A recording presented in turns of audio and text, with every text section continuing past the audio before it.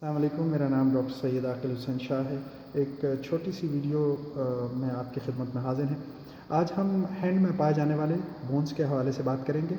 हमें मालूम है कि हैंड में 8 कार्पल्स, 5 मेटाकार्पल्स और 14 फैलेंजल बोन्स पाई जाती हैं।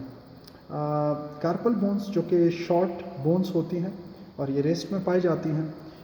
इसको हम दो रोज़ में डिवाइड करते हैं, प्रॉक्सिमल और डिस्टल रोज़ में। प्रॉक्सिमल रो में पाए जाने वाली बोन्स, प्रॉक्सिमल रो में पाए जाने ये प्रॉक्सिमल रो और बाकी ये पूरा डिस्टल रो और ये प्रॉक्सिमल रो। प्रॉक्सिमल रो में पाए जाने वाली बोन्स स्किफॉइड जो कि रेडियस के साथ मिलती है, जॉइंट बनाती है, स्किफॉइड, ल्यूनेट, इसके नीचे यहाँ ट्राइक्वेट्रल और उसके ऊपर पिजिफॉर्म। प्रॉक्सिमल रो में स्किफॉइड, ल्यूनेट, ट्राइक्वेट्रल, पिजिफॉर्म। फिर उसके बाद डिस्टल रो में ट्रेपीजियम, ट्रेपेजॉइड, कैपिटेट जो सेंटर में पाई जाती है और फिर हिमेट। उसके बाद 5 मेटाकार्पल्स हैं, जैसे कि मैं आपको बताया, thumb, index finger, middle finger, ring finger और लिटिल फिंगर का। फैलेंजल बोन्स 14 होती हैं, थंब में 2, 1, 2 और इसी तरीके से इसमें 3, 1, 2, 3 और इसी तरह 3, 3 पाई जाती हैं। तो 14 फैलेंजल बोन्स पाई जाती हैं।